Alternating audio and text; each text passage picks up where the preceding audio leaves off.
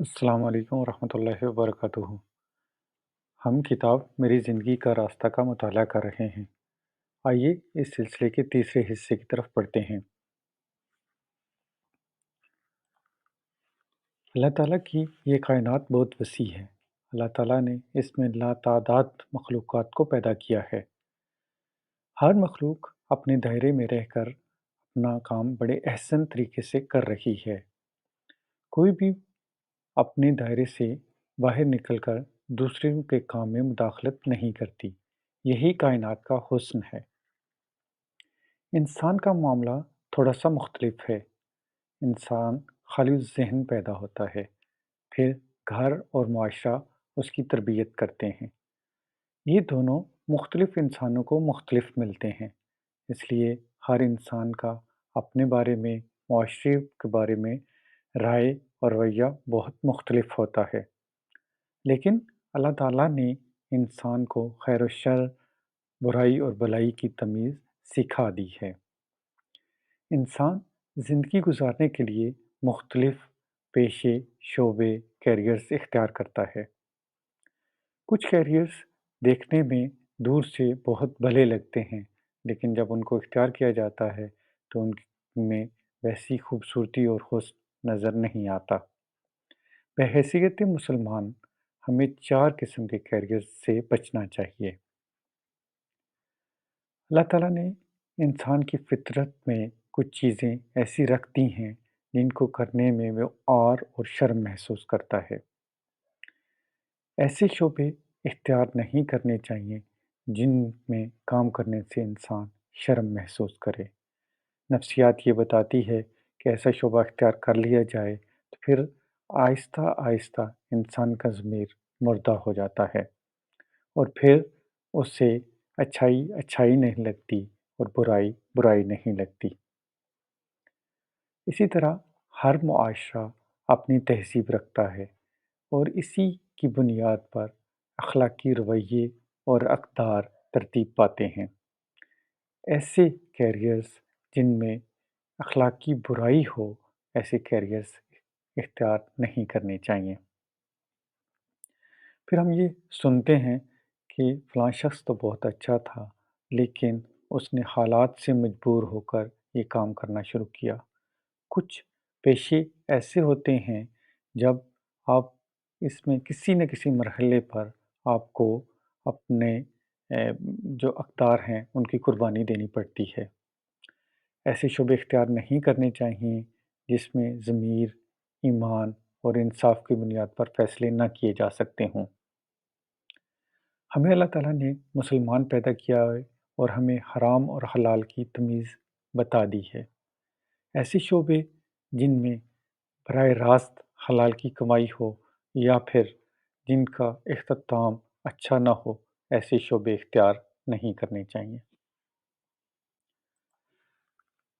دو دوست کہیں ملیں یا پھر آپ کسی بڑوں کی محفل میں بیٹھے ہوں تو یہ سوال سامنے آ ہی جاتا ہے کہ آج کل کیا ہو رہا ہے۔ پھر جو بھی جواب ہو، مشوروں کا ایک سلسلہ شروع ہو جاتا ہے۔ فلاں شعبہ اختیار کیا جائے، فلاں کیریئر اختیار کیا جائے، اس کا سکوپ بہت زیادہ ہے، اس میں شہرت بہت زیادہ ہے۔ والدین کو بھی یہ مشورہ دیا جاتا ہے کہ اپنے بچوں کو ان شعبوں میں داخلہ دلوائیں۔ اگر آپ ہمت کر کے کسی سے پوچھ لیں کہ اسکوپ کا مطلب کیا ہے، تو کوئی بہت واضح جواب نہیں ہوتا۔ یہی بس کہا جاتا ہے کہ اسکوپ کا مطلب بہت بہت اونچا، بہت مالی فوائد، شہرت وغیرہ، لیکن کوئی بھی واضح جواب نہیں ملتا۔ آپ نے جو بھی کیریئر اختیار کرنا ہے وہ اپنی مقصد زندگی کو سامنے رکھ کر اختیار کریں۔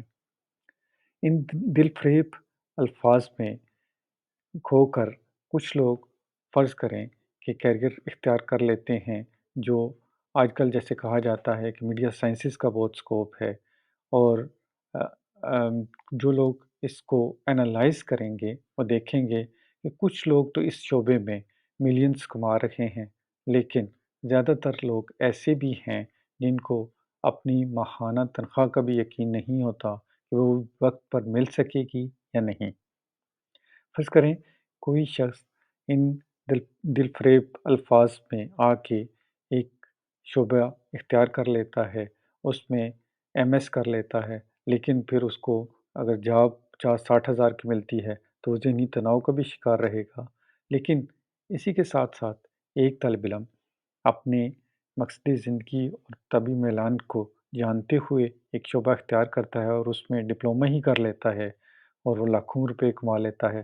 اس کا مطلب یہ نہیں کہ آپ ایم ایس نہ کریں اور ڈپلومہ کریں، بلکہ آپ نے جو بھی کیریئر منتخب کرنا ہے وہ اپنے اپنے مقصد زندگی کو سامنے رکھ کے کرنا ہے، اپنی طبیعت، میلان اور صلاحیت کو سامنے رکھ کر کرنا ہے۔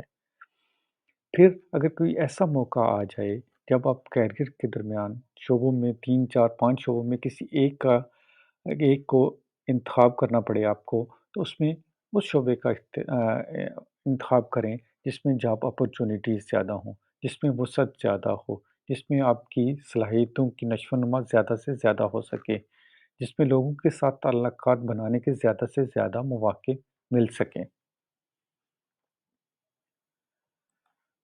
دنیا میں جتنے بھی قابل ذکر قومیں گزری ہیں یا قومیں موجود ہیں، انہوں نے اپنے شہروں کو ایک خاص ڈھنگ سے ترقی دی ہے۔ ہر چھوٹے بڑے شہر میں لائبریریز موجود ہیں۔ اسی کے ساتھ ساتھ عجائب گھر موجود ہیں جس میں نوجوان طلباء طالبات کو یہ مواقع مل سکیں کہ وہ اپنی تاریخ کو براہ راست دیکھیں اور سمجھ سکیں۔ اسی طرح جو ہم جو آ، مقام اہم مقامات ہیں اور ان کے حوالہ جات ہیں، ان کی حفاظت کا بھی بہت اچھا انتظام موجود ہوتا ہے۔ زندہ قومیں اپنی تہذیب و ثقافت کی حفاظت زندگی اور موت کی طرح کرتی ہیں۔ کتب بینی ایک ذوق ہے اور اہل ذوق اس کی بہت حفاظت کرتے ہیں۔ کتاب آپ کے ہاتھ میں بھلی لگتی ہے، آپ کی شخصیت کو ایک حسن دیتی ہے، لیکن اس تصویر کا ایک دوسرا رخ بھی ہے۔ ہم کتاب ساتھ رکھتے ہیں اور یہ کتاب کبھی ہمیں کھانے کے ٹیبل پر نظر آتی ہے، کبھی ٹی وی کے سامنے کھلی نظر آتی ہے۔ ہم اس کو ایک جگہ سے دوسری جگہ کھینچ رہے ہوتے ہیں، لیکن وقت ملنے پر کبھی ایک پیراگراف پڑھتے ہیں، کبھی 2 پیراگراف پڑھتے ہیں۔ یہ بے ربط بھی ہوتا ہے اور یہ مایوسی کا سبب بھی بنتا ہے۔ اگر آپ واقعی ہی کتب بینی کرنا چاہتے ہیں تو وقت کا تقرر کر لیں، وقت مختص کر لیں، 15 20 منٹ آپ اس کے لیے رکھیں اور آپ اس پر سختی سے کاربند رہیں۔ کتاب کا انتخاب کرتے ہوئے اس کے فہرست مضامین کو دیکھیں، ان میں سے کم آدھے آپ کی دلچسپی کے ہونے چاہئیں اور پھر مضمون کی طوالت بھی 7 سے 10 منٹ تک پڑھ سکنے کی ہو۔ آپ سفر کرتے ہیں تو کتاب ساتھ رکھیں اور اس میں جو چیزیں سیکھیں ان کو نوٹ کرتے جائیں۔ اپنے دلچسپ موضوعات پر کتب کی فہرست اپنے پاس رکھیں اور وقت ملنے پر انہیں خریدیں اور پڑھیں۔ کچھ عرصہ قبل یہ ہوتا تھا کہ اگر کوئی تحریر لکھی جائے تو پھر اس کو چھپوانے کے لیے اخبارات یا جرائد میں بھیجا جاتا تھا اور ان کی مرضی ہوتی تھی کہ ان کو چھاپیں یا نہ چھاپیں۔ لیکن اب آپ کے پاس بلاگ کی سہولت موجود ہے۔ آپ اس پر اگر مسلسل لکھتے رہیں گے تو پھر آہستہ آہستہ آپ اچھے رائٹر بن سکتے ہیں۔ آج کل کے دور میں زیادہ تر کام اسکرین کے ساتھ ہی ہوتا ہے۔ اگر آپ بعض دفعہ لیپ ٹاپ استعمال کر رہے ہوتے ہیں، ڈیسک ٹاپ استعمال کر رہے ہوتے ہیں، موبائل فون سے استعمال کر رہے ہوتے ہیں، اپنے اسکرین ٹائم کو جتنا کم سے کم کر سکتے ہیں اتنا کریں۔ صرف یہ آپ کی صحت کو بھی متاثر کرتی ہے، آپ کی بینائی کو بھی متاثر کرتی ہے۔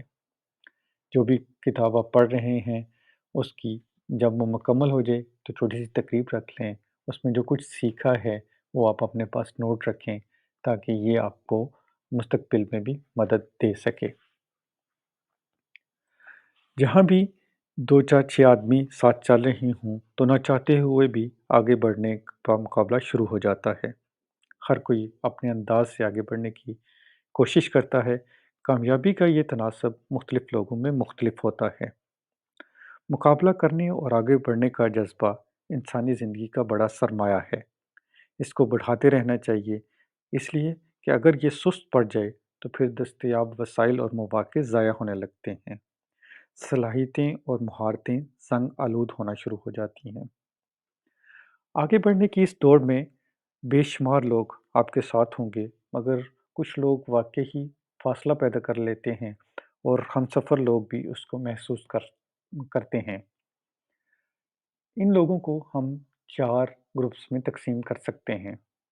ऐसे लोग जिनके आइडियाज़ बहुत अच्छे होते हैं, उनकी बातें बहुत अच्छी होती हैं, बड़े काम की होती हैं, लेकिन उनकी हर चीज़ अपनी ज़ात के लिए होती है।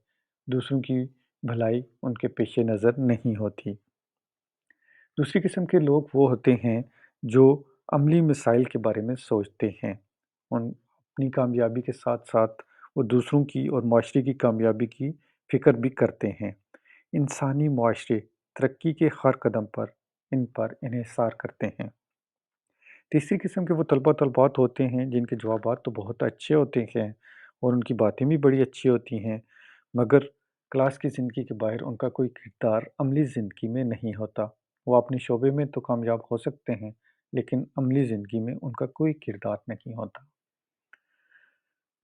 चौथी किस्म के लोग वो होते हैं जो अपने ही शोबे में माहिर तो होते हैं, लेकिन अपने शोबे को माशरे का हिस्सा समझते हैं और माशरे की तरक्की में अपने शोबे के साथ-साथ अपने शोबे का किरदार उसमें शामिल करते हैं। इन चारों ग्रुप्स में कामयाब वही होगा जो अपने अल्फाज को अमल की शक्ल दे सकेगा और फिर अपनी ज़हानत का भरपूर इस्तेमाल करेगा, लेकिन नज़्म व ज़ब्त को सामने रखते हुए वक्त की पाबंदी, तरजीह और ये सारी चीज़ें अपने सामने रख कर अपना काम करेगा। जीत आपके लिए भी हो सकती है। आपको इनमें से ग्रुप का इंतखाब करना है, फिर अपने अल्फाज को अमल की शक्ल देनी है, अपनी ज़हानत का भरपूर इस्तेमाल करना है और अपने काम में सबसे अहम नज़्म व ज़ब्त का ख़्याल रखना है।